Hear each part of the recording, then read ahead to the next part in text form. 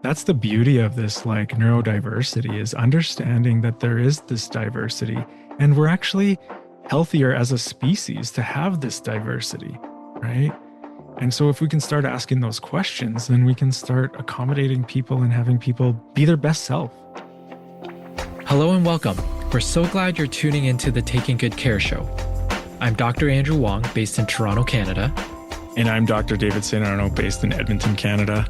We're two practicing psychologists with over a decade of experience each, working in a variety of settings and supporting diverse populations. Thanks for joining us. We hope you enjoyed today's episode. While we're both practicing psychologists, our podcast is intended purely for educational and entertainment purposes. It's not a substitute for professional mental health care or treatment. If you're in need of support, we strongly encourage you to reach out to a licensed mental health professional in your area. Happy Friday, Dave. Yeah, good morning, Andrew. Yes, I love the Fridays, as I said before. I love clinical work, but it's also a bit of a break from clinical work because I get this chunk of time to just have a tea or coffee and just chat, have a conversation. Yeah. Yeah, and preparing for this, we're going to do our part two ADHD and looking back at our first episode and re-listening to it, I'm like, man, that feels like a long time ago, right? And even just doing this, it's interesting to kind of see the evolution that has happened over time with us. And so yeah, so hopefully we'll pick up and we won't repeat a lot from the first episode. And again, there is a lot to talk about. So we're going to have a conversation about this. And I think you mentioned before we started that you just did an ADHD assessment. And so it's fresh in your brain. Yeah, so just before coming online, actually, working with somebody who came in for an assessment, looking into some clinical presentations as well as ADHD. So yeah, this is fresh on my mind. And actually, I guess this is a good way to talk about ADHD. We're getting more and more adult referrals for ADHD assessments. So the last episode, way back, I think it was in the spring probably now, we talked more about ADHD in children. But certainly, there's been a lot of emerging research on ADHD with adults. Even within our diagnostic manual, it's changed a little bit in order to accommodate the fact that, yeah, ADHD can be diagnosed as an adult. And so I think this will be a good way to engage our audience today because I'm sure there are others. If we're getting an uptick in referrals, there are probably others wondering about ADHD in adults. Yeah, I mean, I think you might come at it more from like an assessment lens and maybe fill in the listeners about that kind of a process. I'm coming at it largely from like a therapy lens, and sometimes people coming to therapy are not they're not diagnosed and they're not even aware of ADHD. And so as we're working together, it's like, oh, here's the things that I'm noticing, and then maybe I'll refer them for an assessment or have a conversation about it. But I think the more sensitive that I am to it, the more I identify it. And I think that can be true for the listeners, right? And I don't, we said this in the first episode, you don't want your TikTok feed telling you what, mental health concerns you might be going through, but like being aware of the symptoms, being aware of the challenges and how it presents differently for adults as for children. That's what I hope we can cover today. Dave, you raise a really good point about TikTok feeds and Instagram feeds and Reels. And I do think a good chunk of the population is getting curious about some of these clinical disorders and whether or not they have them because of social media. And so they come to us with sort of this expectation that, oh, I'm going to receive this diagnosis. Um, because all the check marks, they tick off these boxes. But I think what gets lost and what's very nuanced is when we start taking a look at the clinical presentation. For example, let's take ADHD. There's a lot of overlap between ADHD, especially in adults, with, let's say, anxiety or depression symptoms, right? So anxiety, somatically speaking, or physiologically speaking, can look like somebody who can be very restless, agitated, irritated, short-tempered. Those who have ADHD may also feel the same way. right? So at times they may feel quite emotionally dysregulated, very quick to temper as well, can't stay still, impulsive. But we have to be very careful when we consume this information about these symptoms and drawing conclusions as a layperson, right? This is why I think to Dave's point, I think he brought it up just now that it's so important to seek out that professional help so that we don't go misdiagnosing ourselves or going to somebody who misdiagnoses you. Make sure you go to somebody who's had experience in this area. For sure. And I think we all have this like confirmatory bias. So we can see things that we're looking for. And so if we have a lens of like, oh, this is ADHD, and we see everyone through that lens, we're going to over identify or over diagnose. And there's even some research around different clinicians diagnosing certain concerns more than others, right? That, yeah. And so, being careful. And I always think like a lot of the research, the reason we do like a null hypothesis and a way of like proving, that something isn't there or that it's not true, right? It forces us to look for exceptions. It forces us to look for alternative explanations. And so again, this like you might have some of these same concerns, but the cause of them might be different and it might not be ADHD. So And I think one more prudent point just to touch on, Dave. I know this might be sort of the boring stuff, but if for anyone, the listeners who are considering an assessment, the educational portion of this is that I would highly recommend potentially if you're able to see someone in person at least once. And then if you decide, okay, can we complete the rest of the assessment virtually? That's fine. Just because, like, even as we're looking at each other on the screen right now, you can't see what my hands are doing. You can't see what my legs are doing, right? So I might be sitting on the edge of my seat. You can't tell that, right? I might be fidgeting with tons of stuff in my hands or doing some kind of stereotyped hand movement or feet movement. You can't tell any of that. So, all those nonverbal presentations is very important as part of that assessment. So I know that virtual assessments are a thing. I don't necessarily prescribe to it 100%. I often do want to meet the person once so I can see what they present as a whole in front of me. So that's just my take on assessments. for sure. And we covered this a bit before too, like going to see your doctor and then filling out a checklist that is basically an ADHD symptom checklist and then getting confirmation is not the best way to get a diagnosis, right? Again, you want to rule stuff out. And so when I'm seeing adults in my office, so someone comes in distress, they are going through a life challenge and they have a lot of the symptoms of ADHD. They're having a hard time kind of expressing what they're trying to say. They're jumping around a lot. They're not remembering kind of what I was saying. So they seem quite distracted or difficulty to attend. But all of those are like quite common with when we're stressed, when we're struggling with something. And so the third time I see this person or the fourth time, all of a sudden they're a little bit out of the crisis and those symptoms aren't there anymore, right? Right. So it's really important that these symptoms are not just related to life circumstances that are happening, right? That's Yeah. why a lot of the diagnosis requires that these things were present in childhood, right? Yeah.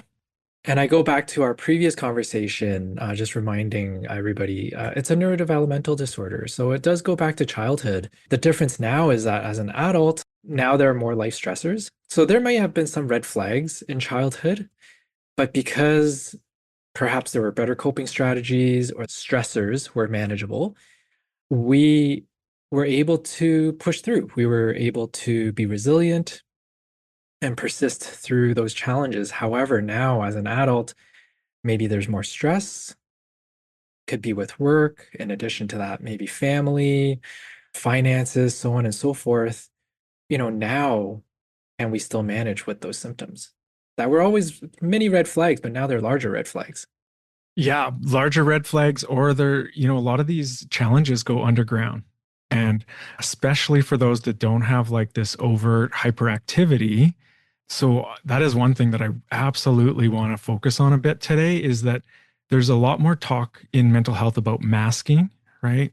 This idea that people are hiding symptoms or hiding parts of themselves from society, from other people, right? And so this gets talked about on the like autism spectrum and even ADHD, this hiding parts that are not socially acceptable or that other people won't like. So if you've been living with these conditions and you've been finding ways to hide them, then it's not going to be as straightforward as like a 5-year-old kid in the office, right? You are a lot more sophisticated in terms of how these symptoms might be experienced and how they are presented. So, This is yeah. why a checklist is insufficient in my mind and ineffective. In my assessment and the way I've trained others, we're always looking for examples, Mhm. right? We're always looking for examples. So it's not just like, oh, do you fidget a lot? Yes, no. Okay, so if you tell me yes, give me an example. Where does it happen? Right? I Mhm. want to know more. And then a lot of the time I will ask for corroborating information. Right. So if there's a parent who can chat with me or even a sibling who knows that person well, I want to know what they were like when they were younger. I want to know what they're like now. Right. So I think, to what you were saying, Dave, it's so important to be able to distinguish the symptoms now as an adult. And because we are more sophisticated as adults, we have to tease all of that apart. That's a really good point. I didn't even think about the sophistication in adults. Maybe because I've been doing this for so long, it just sort of comes second nature, where I can just do different types of assessments with kids, different types of assessments with adults, and Yeah. I just go. Yeah, Yeah. that's a really good point, though. Well, and I'll kind of continue with this a bit. So, what do I notice at my office? What do I notice as I'm meeting people? What are things that kind of cue me to wonder about ADHD? So, one of them is so what I said before, like this consistency in the Hmm. behavior or the symptoms, right? It isn't just sporadic, or Hmm. I mean, part of ADHD is that it's inconsistent, that a lot of the performance or the abilities are inconsistent. So, I know all of this sounds a bit like a paradox, but so, like, for one example, people that show up late for appointments Yeah. already starts to cue me, right? And the first time it's like, oh, traffic was bad. Oh, this was bad. Or that, like, there's reasons for it, of course. But consistently being late and knowing that they actually want to be there and they want to be on time.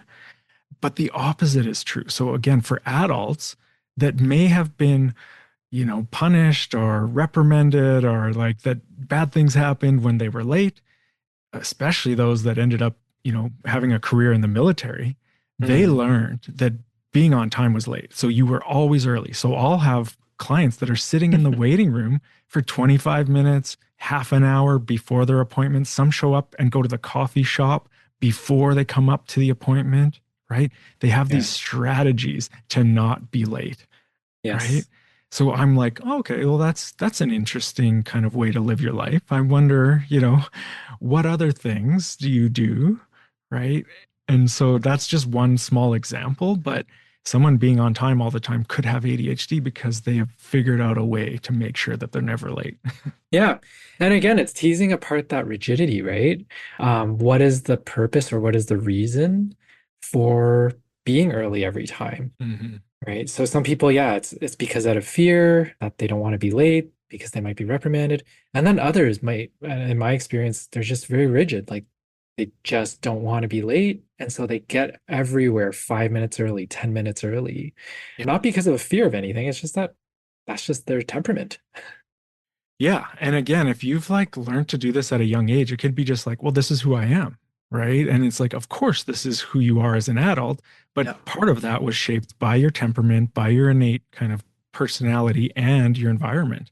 Yeah. So another example of this is, and this is all like in all over TikTok and the social media, is like this rejection sensitivity that people with ADHD will have. And so this is actually not a diagnostic criteria. This is Yeah. not something, this is more of a popular thing that has caught attention and people will identify with it. But the way that I've made sense of this is that so many kids with ADHD are picked on. We know this from the research, right? They can be the target of bullying and sometimes with my own boys, I'm like, of course, right? This is super annoying. We're trying to watch a movie and you're humming and singing and fidgeting. Like if I'm a classmate with you, I'm going to tell you to like, or if I'm your brother, I'm going to tell you to Yeah. shut up. Like, you're Yeah. annoying. So all of a sudden, there can be this like picking on or being so you become sensitive to being Yeah. rejected, right? And as Yeah. adults, again, with this masking, you're going to kind of go, ooh, I need to hide these. I need to stop doing this. I need to stop fidgeting because people are going to be upset with me. And it creates this fear that, like, if I'm myself, I'm going to be rejected. Yeah. So again, that's how I've made sense of it. But tell me, tell Yeah. me where you're No, at in with the bullying literature, they call it the provocative victim, right? And we do see a large chunk of provocative victims are those with ADHD. And you bring up a very good point about socialization, because again, we know from the research that those who have more severe ADHD, they actually have more challenges within their social environment. Because of sometimes, let's say, the impulsivity, let's say they want to say something funny and they say it right at the worst time possible in the classroom. And so, teachers annoyed, other students are annoyed. So students are thinking, oh, stop that. Like, don't say that. Like, we're in the middle of a lesson. What are you doing? And so then the person feels like, oh, now I'm being picked on. I just tried to be funny, hmm right? Or because of their impulsivity, they go and hit somebody, and now they're seen as quote unquote that kid at the school. And I've heard of adults too, when I've worked with some adults, it's like, some of this still persists. Like I still go out in public and I really have to watch myself. Or sometimes alternatively, it's like, yeah, I always say the wrong thing. I hmm always say the wrong thing. I should have shut my mouth, but I didn't. And Yeah, so relationships haven't worked out because I've offended people. I've been fired because I've said something in a meeting that was really rude and so on. So absolutely. Yeah. And that's another thing that I look for. That kind of like saying things out loud quickly. Sometimes that like from a neurotypical kind of perspective, it can seem like, oh, well, that's rude, right? That's inconsiderate. That's and so we are upset with that. That's disrespectful, right? Mhm. And so you can see in social settings how, someone could be mistreated because of that, but it's again from this neurodevelopmental perspective, it's largely out of their control, right? They can learn to shut their mouth or literally hold their mouth closed to not say something. Mhm. But again, like, what does that actually mean for people as they're growing up in this world? I have a ton of compassion for how lonely it can be, Mhm. how painful it can be, right? And then It can again, take tremendous effort Mhm. to live that way. It's so hard, right? Yeah. To actually validate that for an adult who's been struggling with these challenges, and they may have been successful in a lot of ways, but Yeah. they have had to work extra hard in a lot of ways. Yeah. And man, I'm so tempted right now to even go down the path of like autism spectrum disorder as we're talking about socialization. But I won't, not for today. But I only bring that up because there is a lot of overlap as well when it comes to ASD and ADHD. In fact, the literature shows that the concurrent disorders of the two coming together is very high. So if you have ASD, it's highly likely that you also have ADHD. Not necessarily the other way around, but certainly there is some overlap sometimes with the difficulties with socializing. And again, knowing when to stop talking. Yeah, and so yeah, let's not spend a lot of time on this, but I think there's a overlap in terms of, again, these are like concepts or understandings that I've learned at some point or made sense of for myself, and so I'm open to like that's why we like talking about this stuff, right? So this idea that our brains are always taking in information, right? And so the way our clothes feel on our skin right now, whether we need to go to the bathroom or not, whether we're hungry, like stuff from the inside of our body, how bright the lights are, right? The temperature of the air, all of these things, these perceptions are happening, right? And our brain tries to sort out which ones are important to attend to and which ones aren't. Hmm. Hmm. And so with ASD and ADHD, I think what happens a lot of times is that that isn't super clear. And so things can be really overwhelming, right? Certain environments can be really overwhelming. Or Yeah. like even with ASD, the way that a tag feels on their skin from their Yeah. clothes can be, really just upsetting versus someone else who's just like, what are you talking about? Right? Like, Yeah. it's not a big deal. So just Yeah. understanding this on this spectrum of like how sensitive we are to stimuli and whether we're stimuli seeking or stimuli avoiding. And there's a lot more like OT assessments that actually look at this directly. Yeah. No, you bring up really good points. I think to me the experience is so important to understand for everybody. Nobody is the same. And so we can walk into a room and say, "Oh, these lights are beautiful," whereas someone else may walk into a room and say, "Wow, these are the brightest lights I've ever seen. They actually hurt my eyes." Hmm. Right? So we have to really take compassion and empathy and walk in the other person's shoes before we judge. Because, like to your point, the tag may bother one person but not the other, but we also have to understand and be compassionate towards the person that it is bothering them. And, what can we do to bring a little bit of comfort, right? Is it cutting off the tag? Is it wearing a different shirt altogether? Like what might that be? Sure. Like if you had to show up to work and there was loud music blasting every day, like, adjusting things in the environment that will be able to better suit people and understanding that just because like 9 out of 10 people won't be bothered by something, right? I think that's the beauty of this like neurodiversity is understanding that there is this diversity and we're actually healthier as a species to have this diversity, right? And so if we can start asking those questions, then we can start accommodating people and having people be their best self. Yep. Well, this is why I honestly, this is why I love this profession because nobody is the same. And it really causes me to be creative with my problem solving. Whether it's a child or an adult coming in and they're experiencing ADHD symptoms, many times caregivers or adults will be like, give me some strategies and then I'll be on my merry way. It's like, wish it was that easy, right? I wish it was sort of like prescribing a medication of some sort and then yeah, you're good to go after our appointment.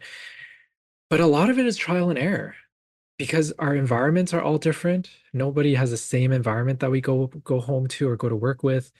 We all have a history. And so maybe you've tried certain strategies before and you tell me it doesn't work, whereas someone else says, "Oh, I've never actually tried that before. Maybe I'll give it a shot." Right? Mhm. That's the creativity behind, I think, psychology and problem solving with all sorts of things that we consider to be disorders. But that's why I love working with this population. It's like, let's try and see. Mhm. Yeah, I think absolutely. There's a lot of right ways and there's a lot of strategies and solutions that will help people. And also, like a diagnosis of ADHD might pare down the strategies you're going to try because it can be Yeah, overwhelming to be trying a whole bunch of strategies, right? yeah, So, again, hopefully we can talk about some of the challenges and then some of the ways that we can accommodate or adjust or support someone. One example that just kind of comes to mind as I know an adult who's undiagnosed with ADHD, but has a lot of the symptoms, right? And we were talking about just going to the mall. And this person was like, Mm. I avoid the mall. Like, I do not go to the mall. And I especially don't go to the mall with my kids, right? And I'm like, oh, what? The mall's so fun. Like, there's like a lot to do there. It's like, it's indoors. You can run around. Like, you can go there in the winter. I'm just like, my association with the mall is that, like, it's awesome. I just don't go there very much because I don't have time to go there, but I would love to. And so to be like, oh, yeah, from an ADHD perspective, that overstimulation, all of that going on in one place would just be overwhelming and actually kind of Yes. painful. Yep. And I think as adults, for the typical adult, I think we start to understand what we need. So even if you do have ADHD, we start to realize with that maturity, what is it that I need right now? And what is it that my body is saying I can't handle? So I Mhm. see a lot more of that within the adult population, and they get to that point and that maturity where they're more self-aware. Whereas, I get stories that people will tell me they go back to their elementary school years, high school years, and they were daredevils, right? Really didn't care to look at the consequences before acting. But again, as that executive functioning starts to kick in, and now they're into their 30s, perhaps even 40s, it's like, oh, like I was really dumb for doing that, and I still make mistakes now, but I really try to catch myself if I can before acting, thinking about those consequences. Even that though, I want to like, I hear this from people, right? Like I was really dumb, right? And it's like, oh, really? Is this a matter of intelligence, Intelligence, right? yeah. It's not, right? So Yeah. you can be really smart and know a lot and still be quite impulsive and do things that probably you wouldn't do again if you had more time to think about it. I'll run you through a real quick one that I had this week on Tuesday. I'm dropping my kids off for school, and it's just me. One's rollerblading, one's biking, I'm biking. There's a lot of like coordination that needs to happen to make sure that we can get out the door on time, not be too early at the school, because then there's a lot of things that can happen before school starts, and not be too late just in case something happens along the way that we have Yeah. a bit of a buffer. So you talked about impulsivity, and I was just like, this flashbulb memory just came up because my oldest son, who's wearing the rollerblades, goes out the door first, and he's just getting out the door. The youngest is like, "Hey, jump off the stairs," and I'm You like, just egged "Do him on. not like." So I'm repeating this: "Do not jump. Do not jump. It's very dangerous. Don't do it." What does he do? He goes off one step. So now there's only three left before he's on the rest of the deck, and he jumps. Of course. Oh man. Of course he jumps, right? His brother's telling him to do it. He thinks it's cool, even though I'm saying this is dangerous, not a good idea, right? And he's a bright kid. It's not a matter of intelligence, right? And what happens? Of course he falls. He's on rollerblades. Like he totally wipes out, hits the water dish for the dog. The water spills on him. He now needs to change his clothes because he doesn't want wet clothes. And I'm like, oh my God, we're late for school again. Here we go. Just when you had it all figured out. Yeah. And like from a neurotypical perspective, I'm frustrated. I'm like, okay, if you need, like, I'm like, you can dry off. We'll just rollerblade to school. We'll still be on time. You're a little wet, but it'll dry off. But for him, the discomfort of that wet clothes on his body, he was screaming. And I'm just like, oh no, now this is escalating, right? So Yeah. on a bad day, I'm like, threatening to take away iPad time. I'm like, amping up the consequences. And I'm like, you shouldn't have jumped. I told you not to jump, right? On a good day, I'm like, all right, let me help you with making this better, right? Sure. Sure. And on Yeah. a bad day, he goes to school hating me and not being happy, and it probably has a bad day at school all day. And on a good day, he feels like I care about him. I'm there for him when he makes mistakes, and then he can have probably a better day at school.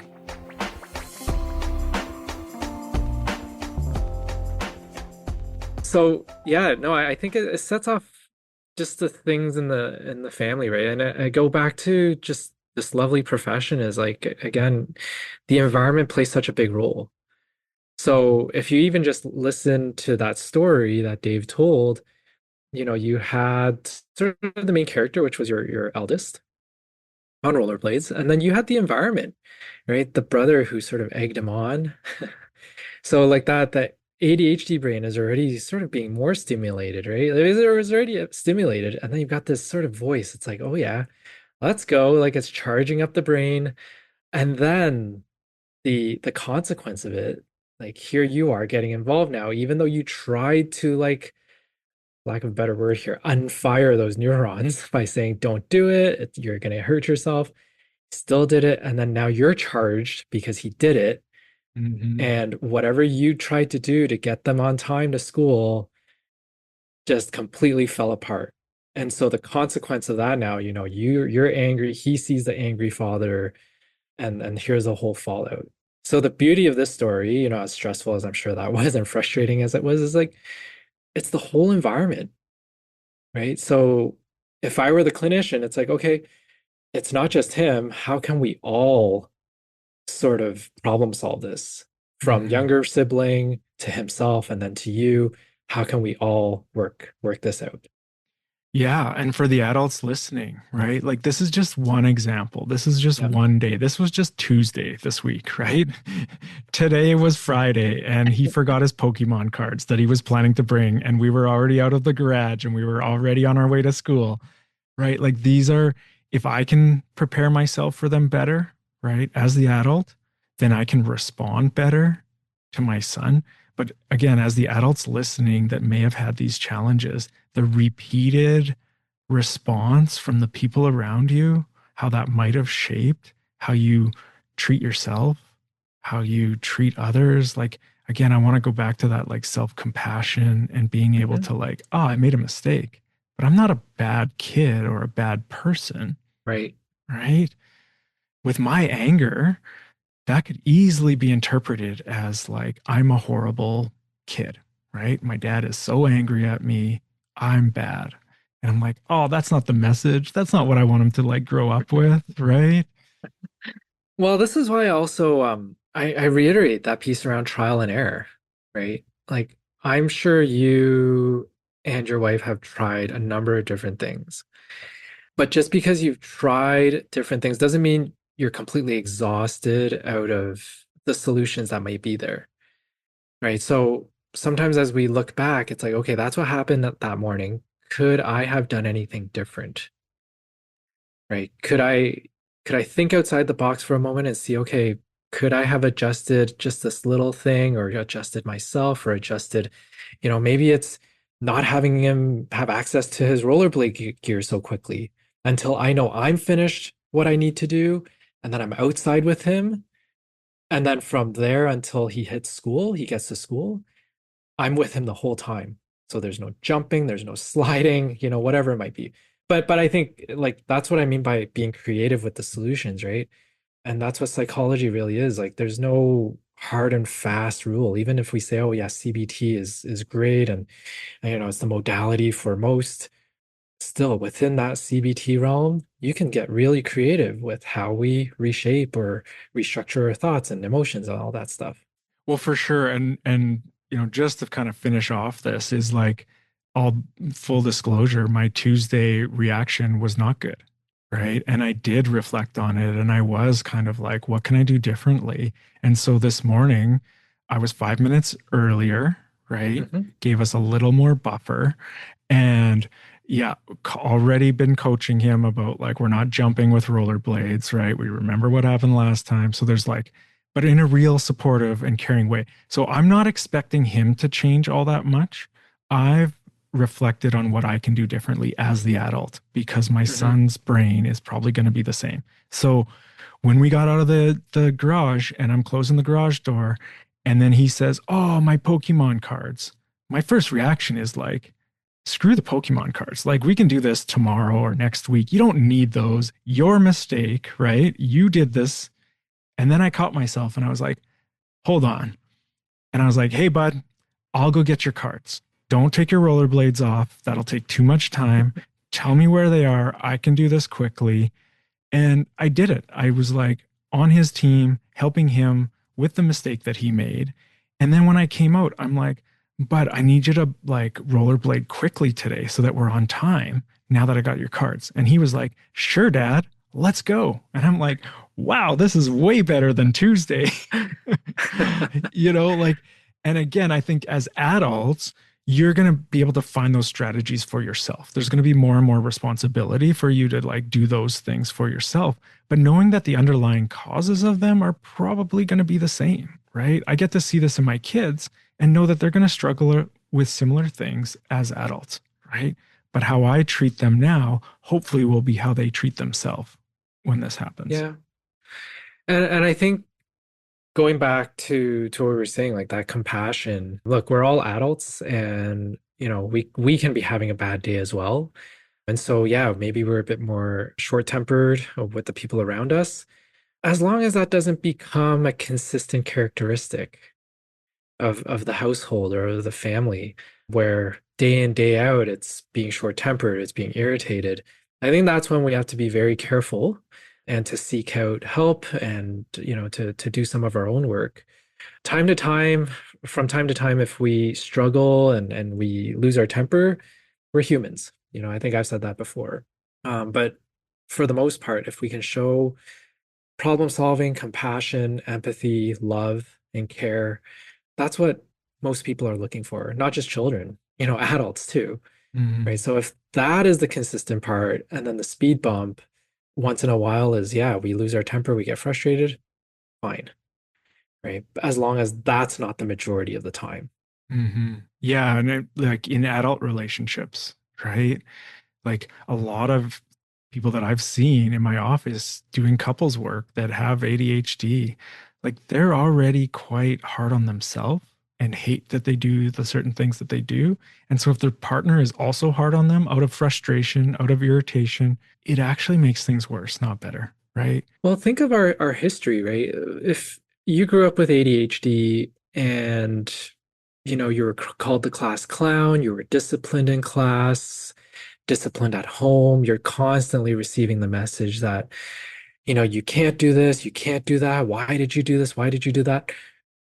That's going to impact you as an adult, right? And so you go into new relationships and somebody isn't so happy with you, hmm right? What does that remind you of? Yeah. Probably your upbringing.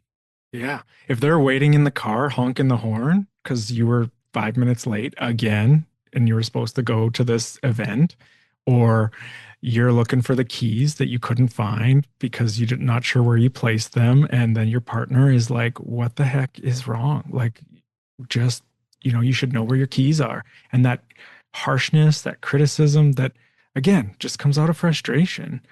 Once Hmm. we have a better understanding of this, I think there can be a whole lot more compassion and understanding for something that is quite invisible, that happens on the inside. It's not, Yeah. visibly apparent.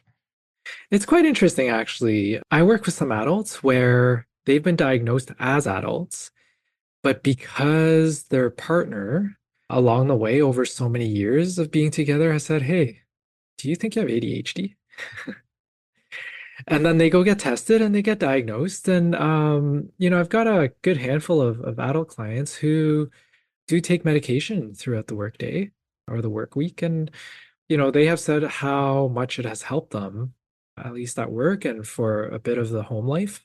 hmm And they just find it's almost this newfound way of living or experiencing, hmm knowing that something's almost been unlocked. Absolutely.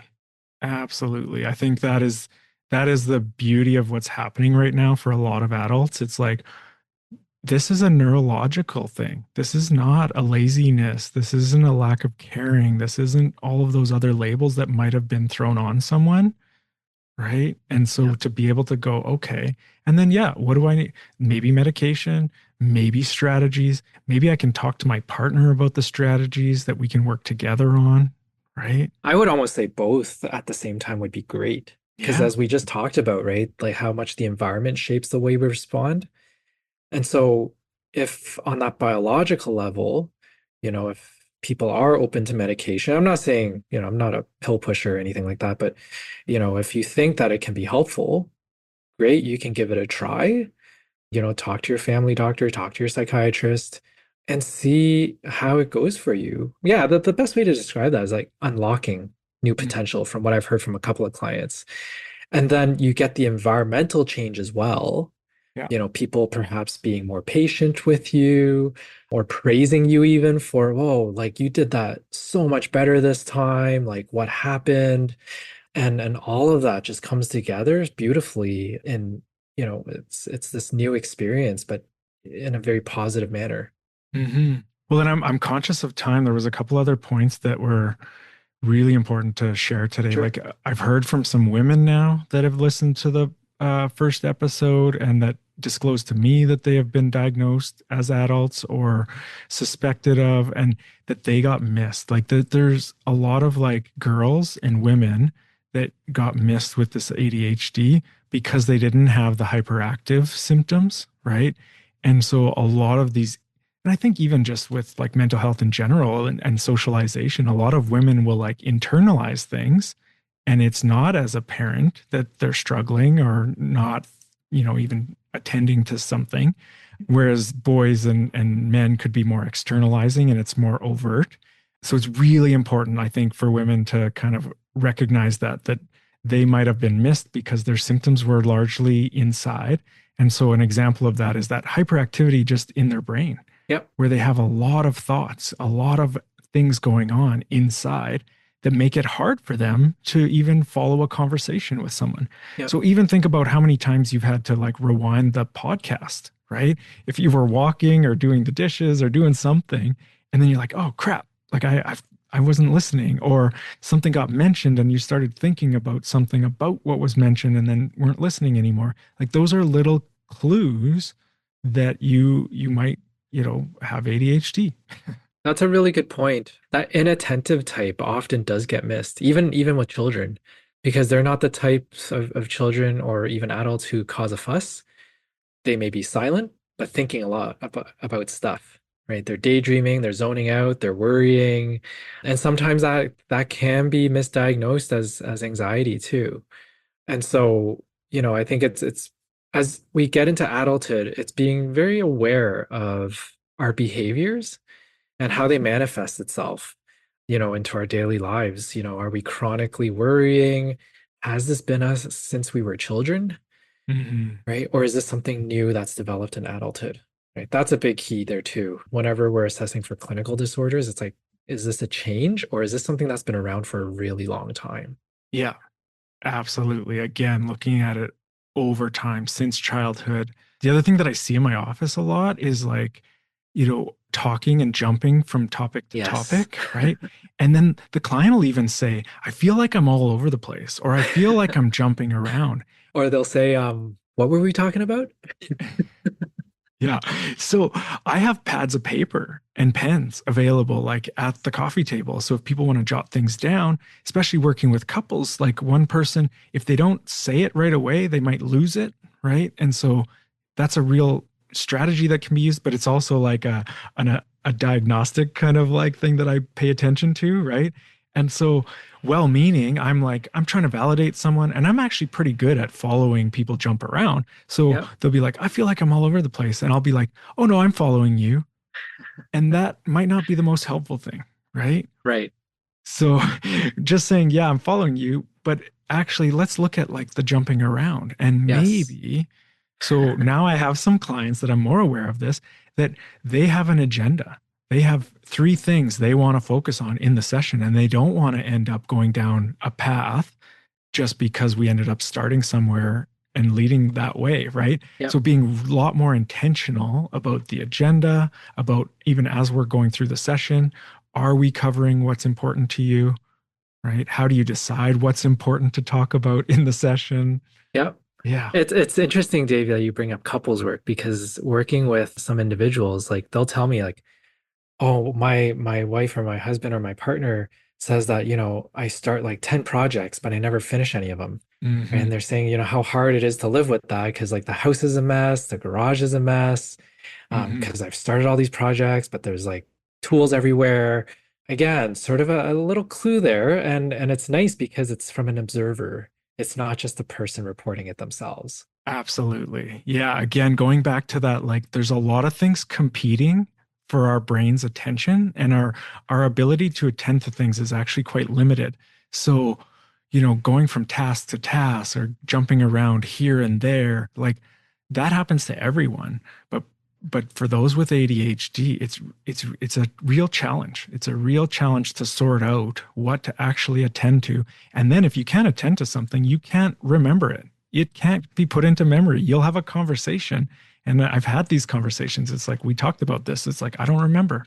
Of course, because you probably were not attending. And as adults, we can learn to do the yeah, and like look like we're paying attention when really we're thinking about something else, right? So, Well, that's oh, why geez. I think, I know we've only got a couple of minutes left, but I think this is why staying really organized, finding strategies to help our brains stay organized. So nowadays it can be so easy with our phones to put in reminders, to put in tasks and notes so that we have a checklist of things to do. I will even recommend using even an old school calendar, put it up on the fridge or on a wall that you frequent so that you see right away, like, what do I have for today? So that we stay organized using some of these tools instead of just thinking to ourselves, well, I can just rely on my brain. Absolutely. Yeah. And because everyone else is just relying on their brain, right? Like if you're in a Yep. meeting, no one else is writing anything down. So maybe I shouldn't. And I'll say this really quickly because I have no experience with this thing, but it showed up on my social media feed. It's like this wearable device now that is AI powered that will listen to work meetings and conversations and then send you a text or an email summarizing the conversation, listing the key tasks that need to be accomplished with specific dates if those were mentioned in the conversation.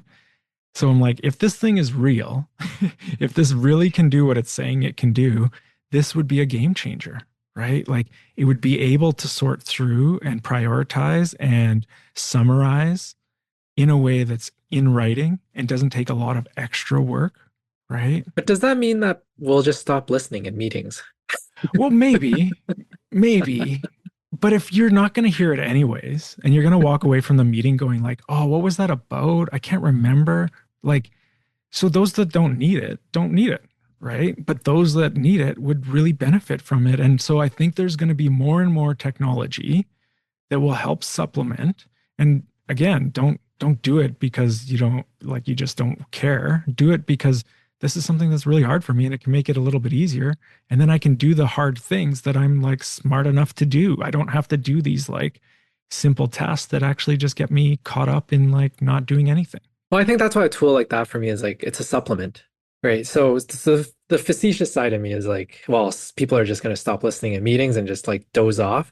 But yeah, I think if we use that as a supplement, like I think we should still engage our brains Mhm. and, absorb as much as we can, write down as much as we can. But I see this as like a supplementary tool that if we miss something, oh, okay, yeah, I missed that date. Got it. Mhm. Yeah. All All right, Dave, right. Yeah. takeaway. Takeaway. Oh man. We'll do another episode. There's just so much. There's And so much. I really appreciate the comments and the feedback that we've been receiving on some of this. And it Yeah. actually helps shape like if we do have continuing episodes, right? So yeah, just keep doing your own kind of like looking into things and getting help and talking to people about this so that it destigmatizes it and people can be met with the compassion and understanding that they deserve. And for me, it's, be reflective. In the moment, it's hard. I think going back to Dave's example, but afterwards, be reflective. Think about from an objective level, what could have been done differently? Can I be a little bit more creative with my solutions? Even though I thought I had it down and it seems like there's nothing else I can do, let's break it down, second by second. Is there something I could have changed? Right. But to your point, Dave, I think there's a lot to be said about the ADHD that we can just keep going.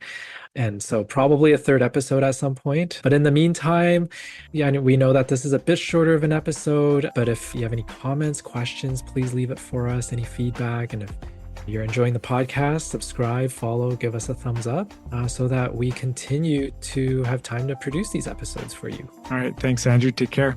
Thanks, Dave. Take good care.